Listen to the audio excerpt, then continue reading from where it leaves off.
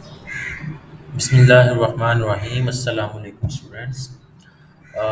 Student आज जो है हम एक्सरसाइज नंबर 1.3 के जो रिमेनिंग क्वेश्चंस हैं उनको सॉल्व करेंगे। ठीक है, फर्स्ट थ्री क्वेश्चन जो है हमने प्रीवियस लेक्चर में सॉल्व कर लिए थे।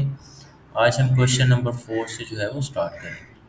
और क्वेश्चन नंबर 4 है, find two number whose sum is 68 and difference is 22।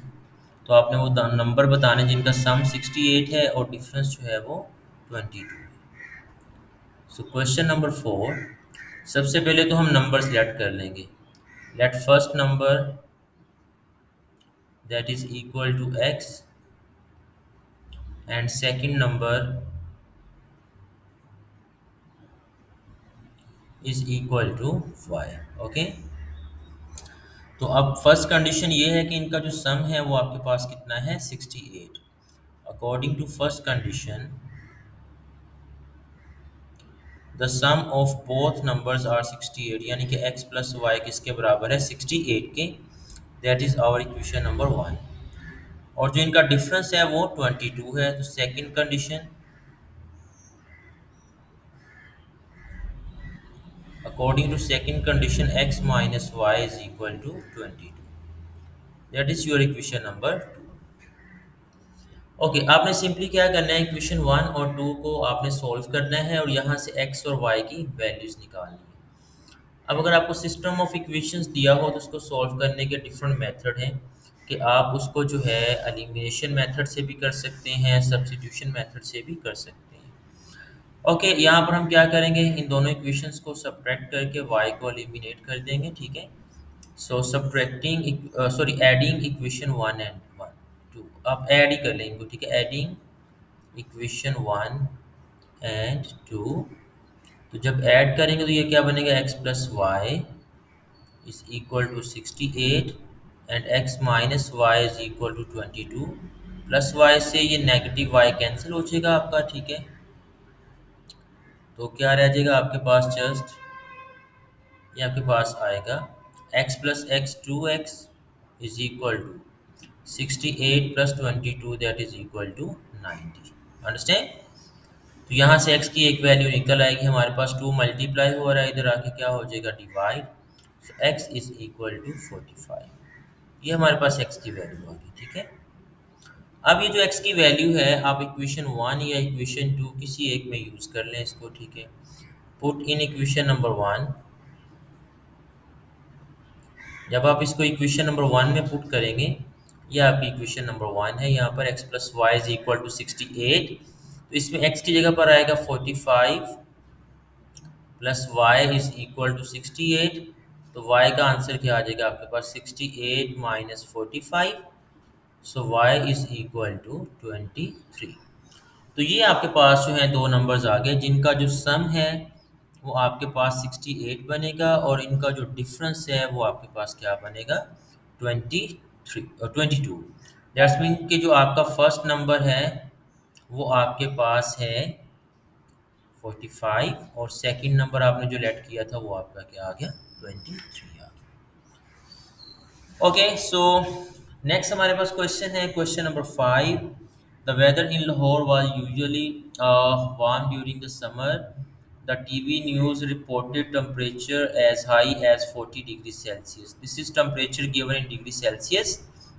We have to use this formula of the conversion of the temperature from degree Celsius to Fahrenheit. So what will be the temperature in Fahrenheit? So very simple question. Question number 5, आपको formula जो conversion का दिया हुआ है वो आपके पास है, Fahrenheit degree is equal to 9/5 degree Celsius plus 32। और यहाँ पर सी जो हमें टेम्परेचर दिया है डिग्री सेल्सियस में वो है हमारे पास 48 डिग्री सेल्सियस। अंडरस्टैंड? आपने जस्ट ये वैल्यू इस इक्वेशन नंबर 1 में पुट कर देनी है। ठीक है, पुट इन इक्वेशन नंबर 1। तो ये हमारा टेम्परेचर जो है ये फ़ारेनहाइट में आ जाएगा। तो आपका फ़ारेनहाइट में टेम्परेचर क्या बनेगा, F is equal to 9/5 multiply by 48 plus 32।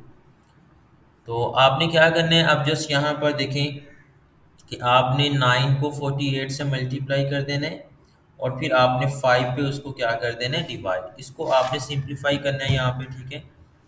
सो 9 को आप करें जी सबसे पहले 48 से मल्टीप्लाई, या आप 49 को 5 पे डिवाइड भी कर सकते हो। Is it up to you कि आप क्या करना चाहते हैं, पहले मल्टीप्लाई करना है या पहले आपने डिवाइड करना है, ठीक है। दोनों तरह से ही ये क्वेश्चन आपके पास सॉल्व हो जाएगा।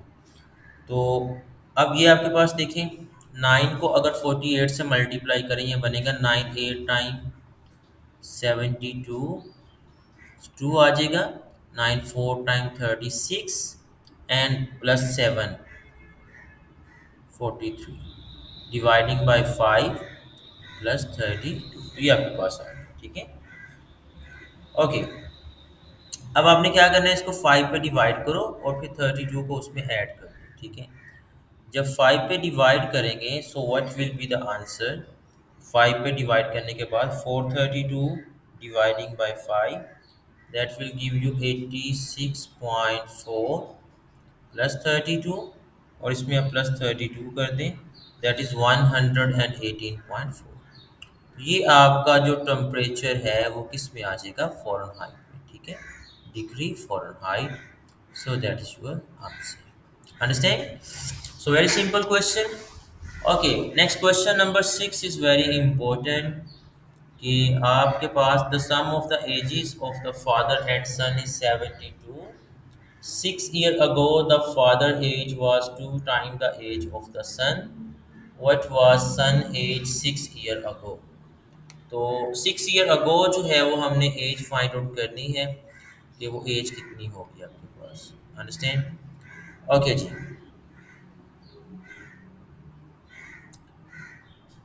ओके, सबसे पहले तो आप एज लेट कर लें यहाँ पर, कि जो एज ऑफ फादर है वो आपके पास क्या है, वो आप एक्स ले लो, और जो एज ऑफ सन है वो आपके पास क्या है, वाई है, ठीक है। So let age of father, question number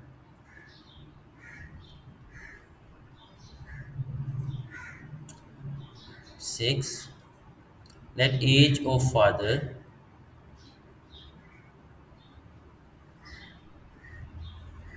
that is equal to x and age of son that is equal to y। Okay, तो फर्स्ट कंडीशन है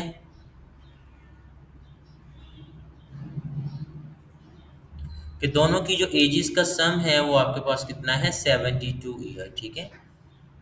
sum of ages x plus y that is equal to 72।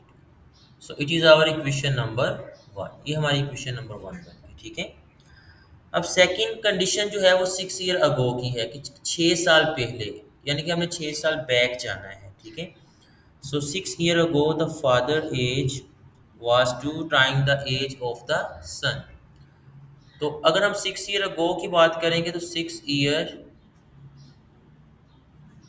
Ago age of father क्या होगी, definitely, क्योंकि present as हमारे पास x है, 6 साल पहले क्या आएगी, x-6। And similarly 6 years ago age of son क्या होगी आपके पास, तो वो भी आपके पास क्या आएगा, y-6, ठीक है। अब इसके ऊपर जो कंडीशन उसने दी है वो कंडीशन ये है, कि जो एज ऑफ फादर थी 6 years अगो, वो 2 टाइम थी एज ऑफ सन का। दैट्स मीन कि यहाँ पर हमारे पास आएगा कि जो एज ऑफ फादर है x-6, that is equal to 2 time the age of son y-6। Clear. तो यहाँ से अब देखिए, हम हमारे पास एक और इक्वेशन बन जाएगी, x-6 is equal to 2y-12। ये दोनों वैल्यूज आप लेफ्ट साइड पे ले आए, सॉरी प्लस 2y को आप लेफ्ट साइड पे जस्ट ले आओ, तो ये बनेगा x-2y is equal to -12 and plus 6, and x-2y is equal to -12 plus 6 कितना आ जाएगा आपके पास, -6। That is your equation number 2। अब आप इक्वेशन 1 और 2 को ऐड करें, और ऐड करने के बाद जो है आप इसका आंसर बता दें क्या आता है, ठीक है। नाउ सॉरी, ऐड की बजाय आप इसको सब्ट्रैक्ट कर लेंगे, तो ये आपके एक्स वाली टर्म्स कैंसिल हो जाएंगी, सो हम सब्ट्रैक्ट कर लेते हैं। Subtracting equation one and two. जब वन और टू को सब्ट्रैक्ट करेंगे, इक्वेशन वन है X plus Y is equal to 72 और इक्वेशन टू है X minus two Y is equal to -6। तो जब सब्ट्रैक्शन करनी है आपने तो साइन चेंज हो जाएंगे, ये नेगेटिव, ये पॉजिटिव और ये भी पॉजिटिव। ये x से x कैंसिल हो जाएगा, क्या रह गया y plus two Y that is 3y। 72 plus 6 कितना बनेगा आपके पास 78।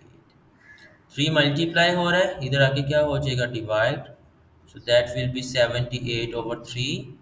और y कितना आ गया 3 2 टाइम 6 एंड 3 6 time 18, y is equal to 26 year. अब ये y जो है ये आपकी प्रेजेंट एज ऑफ सन को जाहिर कर रहा है कि प्रेजेंट एज ऑफ सन जो है वो 26 है। लेकिन क्वेश्चन में है कि हमने 6 साल पहले जो है सन की एज बतानी है, वो क्या होगी। सो डेफिनेटली जो प्रेजेंट एज है उसमें से 6 को माइनस कर देंगे आप, तो वो आपके पास एज ऑफ सन आ जाएगी 6 year ago. So 6 year ago age of son that will be 26 minus 6 which will be equal to 20 year. ये जो एज थी ये उसकी प्रेजेंट एज है, ठीक है। लेकिन 6 साल पहले वाली जो एज है वो डेफिनेटली 6 को माइनस कर दे तो वो 20 ईयर जो है वो आपका आंसर आ जाएगा। ओके स्टूडेंट्स, होपफुली कि आपको ये क्वेश्चन समझ में आ गए। ओके, नेक्स्ट क्वेश्चन है हमारे पास। Mirha sent a toy for rupees 1520. What will be the selling price to be get a 15% profit? Okay, यहाँ पे सेल की बजाय जो है वो कॉस्ट आना चाहिए, ठीक है।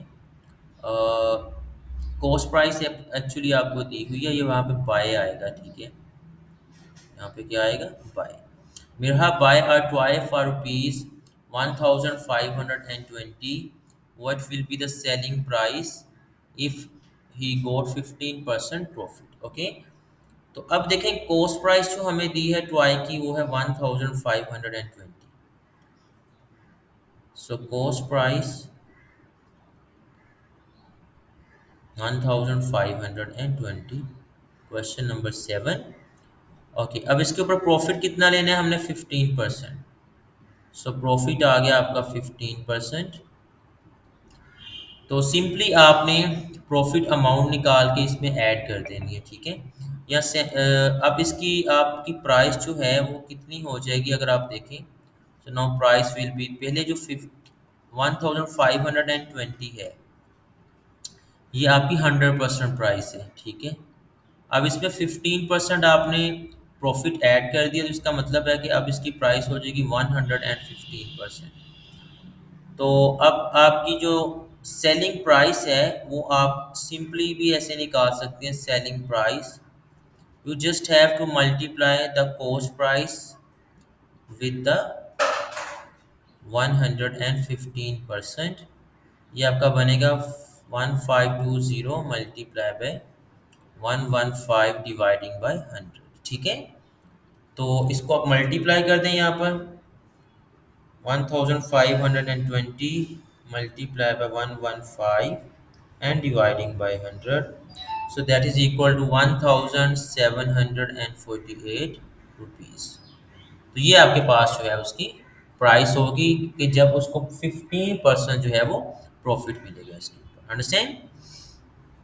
ओके, तो नेक्स्ट क्वेश्चन है हमारे पास, question number 8। The annual income of Tayyab is rupees 9,60,000, while the exempted amount is 1,30,000. How much tax would we have to pay at the rate of 0.75%? Okay, जो exempted amount होती है आपकी उसके ऊपर tax apply नहीं होता, तो इसलिए जो उसकी एनुअल इनकम है उसमें से हम एग्जेम्प्टेड अमाउंट को माइनस कर देंगे, ठीक है। तो ये आपके पास जो एनुअल इनकम है तैयब की वो कितनी है 9,60,000। So question number 8, annual income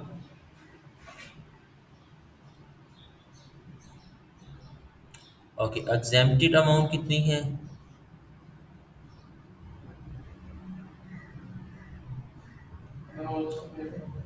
okay जी, एग्जेम्प्टेड अमाउंट आपके पास है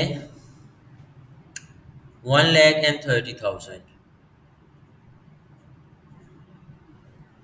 ओके, टैक्स परसेंटेज कितनी है आपके पास? टैक्स कितना है? 0.75%। ओके, सो इस सबसे पहले तो हम इसकी टैक्सेबल अमाउंट निकाल लेंगे, ठीक है।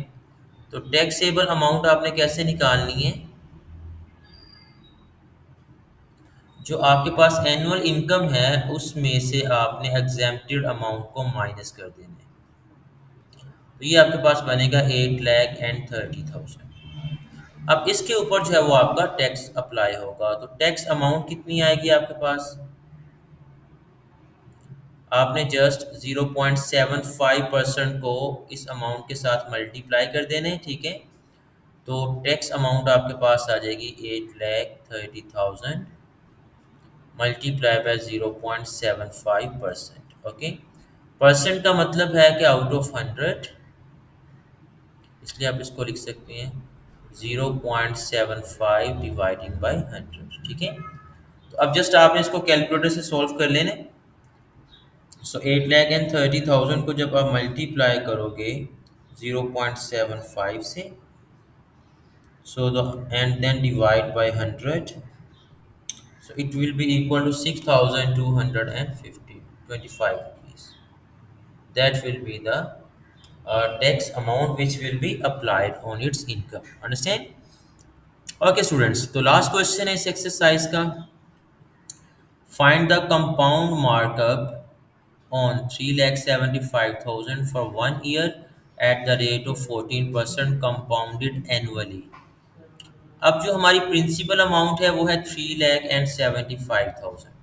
ये हमारे पास है principal amount. Question number 9।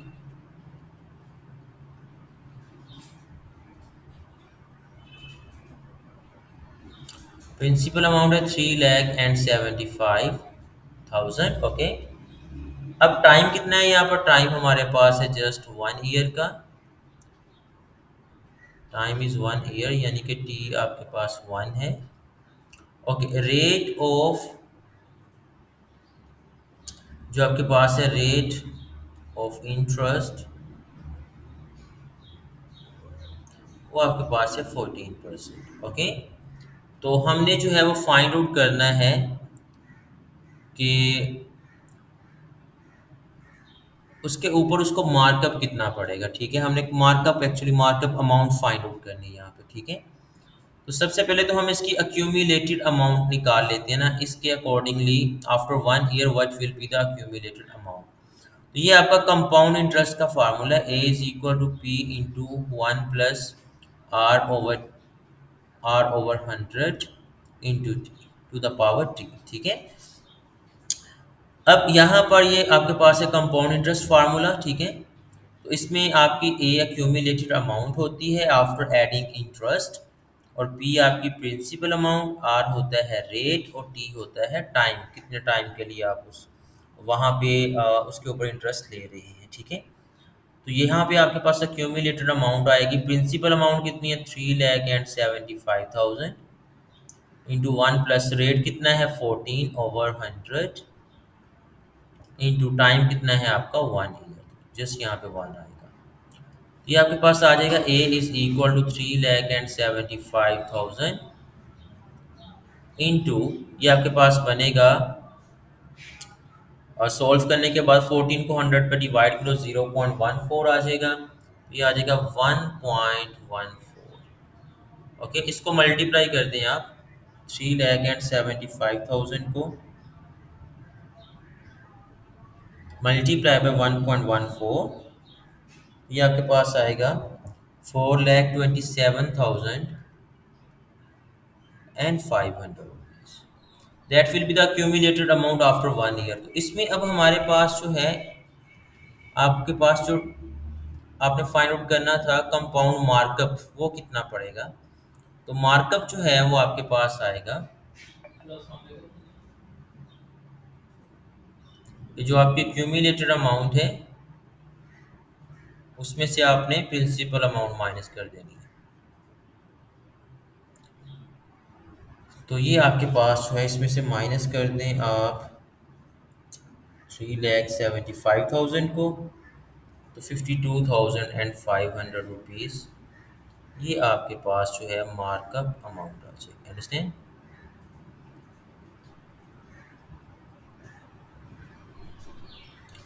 Okay dear students, तो जी हमारे पास लास्ट क्वेश्चन था इस एक्सरसाइज का। इसके साथ ही हमारी एक्सरसाइज नंबर 1.3 जो है ये कंप्लीट हो गई है। होपफुली कि आपको ये एक्सरसाइज अच्छी तरह से समझ में आ गई होगी। तो अब इसके बाद इंशाल्लाह नेक्स्ट क्लास में जो है हम इसकी रिव्यू एक्सरसाइज को सॉल्व करेंगे, ठीक है। सो अगर आपको ये वीडियो पसंद आई हो तो अपने दोस्तों के साथ इसको ज़रूर शेयर करें। तो नेक्स्ट लेक्चर तक के लिए अल्लाह हाफिज़।